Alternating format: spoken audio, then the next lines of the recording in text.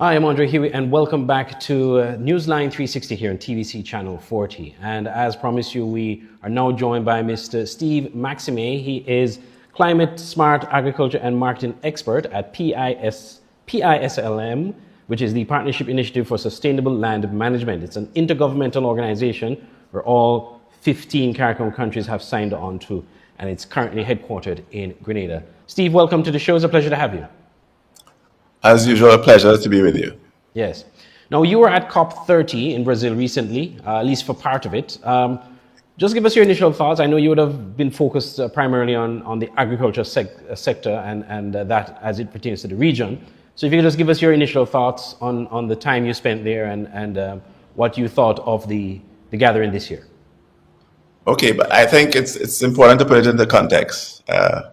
This is not my first rodeo. It's not my first COP, and I think we need to put it into the context of the UNFCCC and this Conference of the Parties and the original intentions and how far we have come. And then I'll tell you what my impression of COP30 was all about. In terms of agriculture has only been on the COP agenda since around 2011. I was lucky enough to be at that COP17 in Durban, where agriculture was being focused upon as a really important sector. Previously, agriculture was considered under something called AFOLU, so agriculture, forestry, and other land uses. So coming out of Durban and heading up to the 2015 Paris Agreement, agriculture has become more prominently featured. So fast forward now to PISLM. Again, agriculture is still not necessarily mainstream, but we are getting there. And given the considerable finances going into the sector, it was important for people like me to be there as technocrats, trying to get the negotiators in line with what we see as some of the nuanced climate finance instruments and perspectives that they need to take to be able for Caribbean agriculture to survive. I mean, it's as melodramatic as that. For Caribbean agriculture to survive, we must make some adjustments, and there must be the finance to facilitate that adjustment. And that's where I come in. So from that point of view, it was particularly useful. I'm not one of those COP deniers. I know that the process is, it's grindingly slow, but like most things that you need to get right, it takes a long time, but success is incremental. It's never extravagant. I think we are going to have an outcome in PISLM that will be consistent with the previous solutions, but not what anybody would really expect. In Baku last year, there was an expectation, well, not an expectation, a desire for 1.3 trillion. We got 300 billion. But when you throw these massive amounts of money around, it doesn't tell the true picture. The true picture for SIDS like us in the Caribbean is that how much of that 300 billion that is pledged is actually activated, and how much of that can we secure for our own development here in SIDS. And I'm glad you brought up that issue as well, because I know a lot of the persons who have had issues or concerns about COP is that most of them, they see it as a talk shop. They see it as, well, we're going to have this discussion, but when the rubber meets the road, the crucial decisions that need to be taken are usually not activated upon.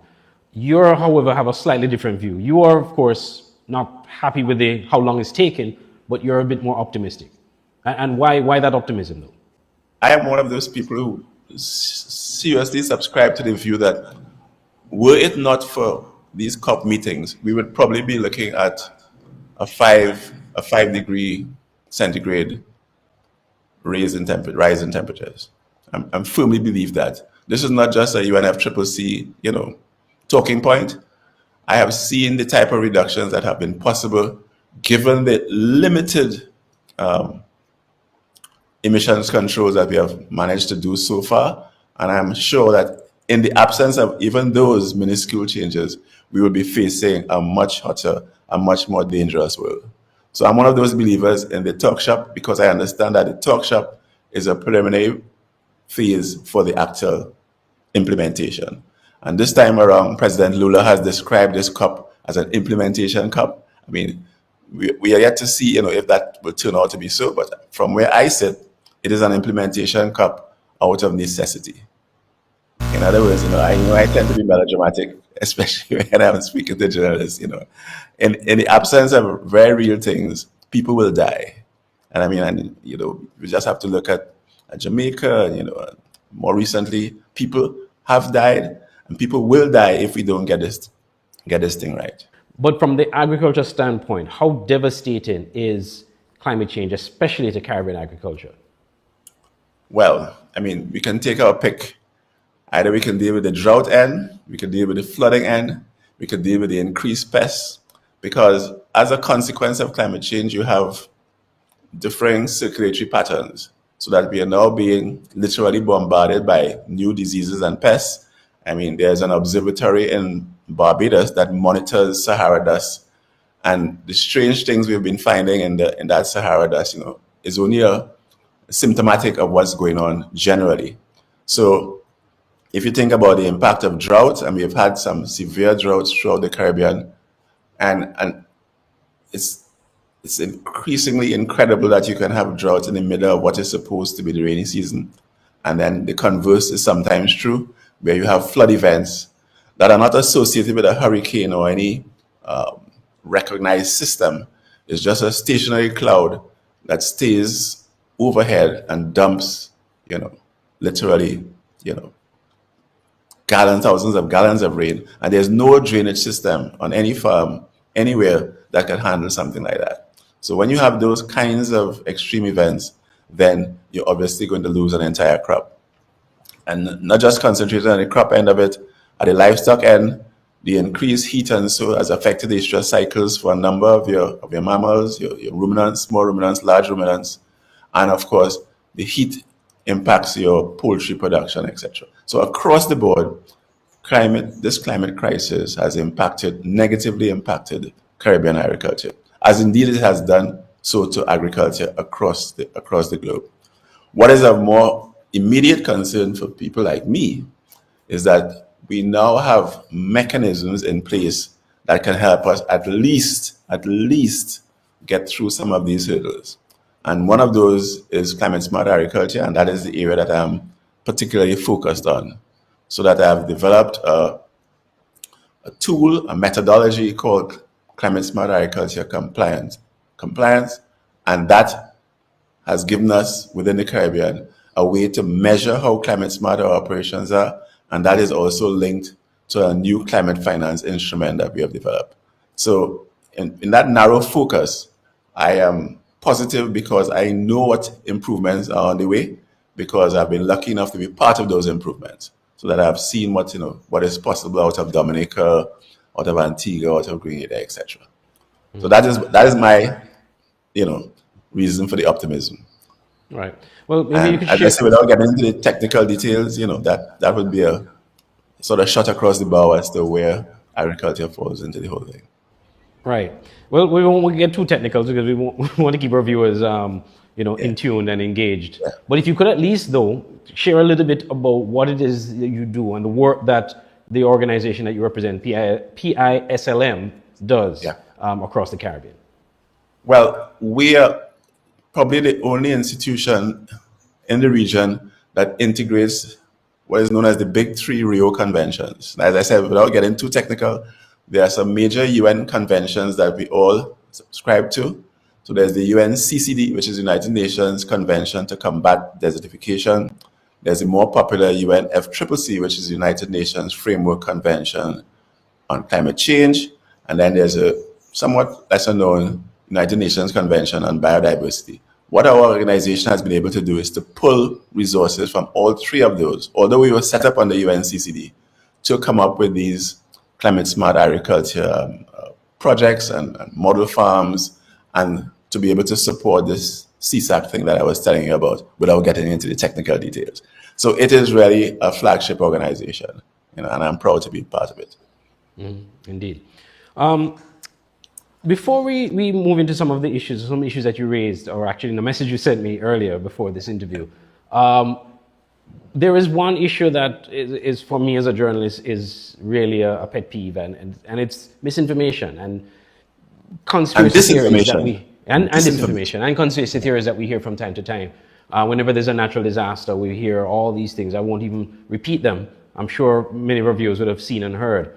But one of the underlying themes of most of this information is that somehow the disasters that we're faced that are attributed to climate change are somehow man-made and are created to create destruction of particular places at particular times. I'm going to hear this every time there's a major hurricane. As someone who's Yeah, a I mean, scientist, yes, there are some bits of conspiracy theory that, since they're not grounded in science, it's hard for scientists to dispute them. If it's based on a feeling, on observation, I can't debunk it. But when we're talking in strictly scientific terms, one of the first things I want to do is to impress upon you that there's no such thing as a natural disaster. There's nothing natural about a disaster. There might be disasters that are triggered by a natural hazard. You with me? So that just by the way you frame it, there are no natural disasters. So to say that some of these hazards have been triggered, like the recent hurricane, let's say, to say that those hurricanes were caused by somebody seeding clouds, etc. I mean, that is a little too far-fetched for me. I can't think of any scientific grounds to dispute it. It is just way out there in the ether. I think we have enough competent meteorologists, like my good friend Adrian Trotman, so who can actually tell you every stage in the development of these tropical depressions into what, etc. So that I'm really in no position to argue with some of the more way out conspiracy theories. If you're saying that it's man-made in the sense that it's caused by human behavior, then we're on the same page. Because now we are talking about anthropogenic climate change. We are saying that these increased hazards that we are facing have been caused by us humans, those of us who are belching all of these emissions into the atmosphere. We can demonstrate that is where those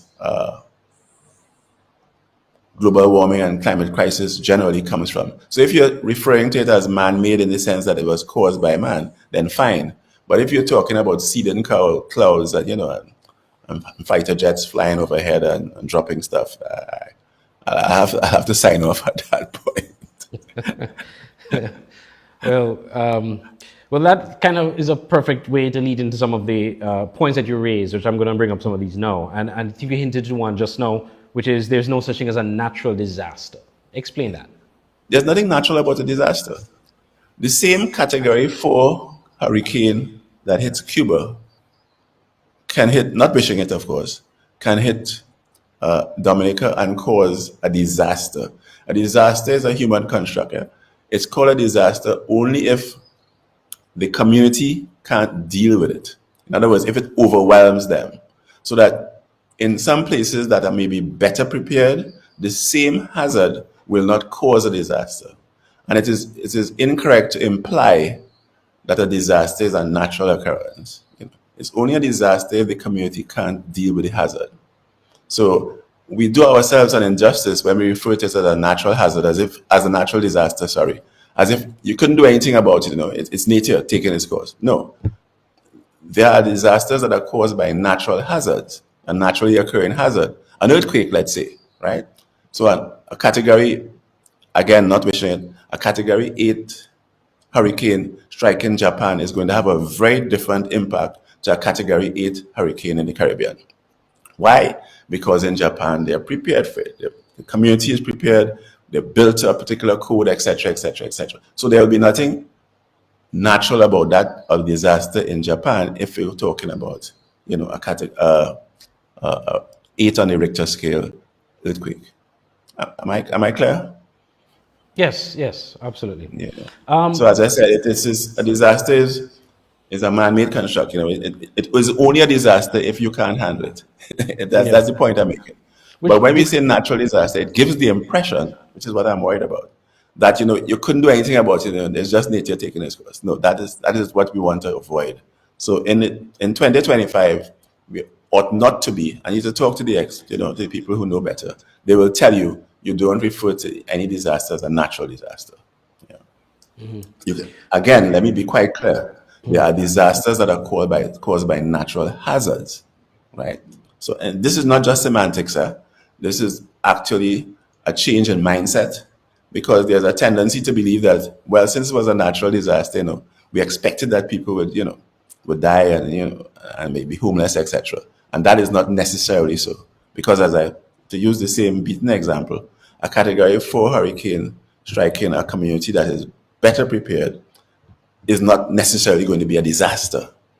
Whereas you go through a community that is not prepared, doesn't have the resources to deal with it, then it is going to be a disaster. That's why sometimes you have to declare a disaster zone. Yeah. Even in the US, when they declare disaster zone, it's a disaster zone. That's that little area, that community can't deal with it right now. But they have resources from elsewhere that they will pour into it, and it is not going to be the 200% destruction of GDP that you find in Caribbean settings, let's say.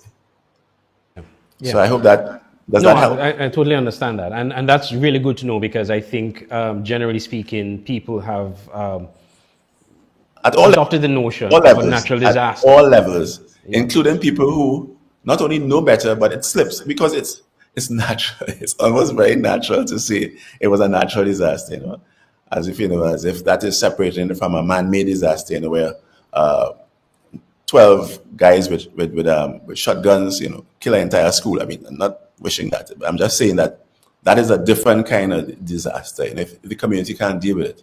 So when they say natural disaster, they mean, okay, so no man was, physically seen shooting anybody, so then it's a natural disaster. And that is not correct. Right, right.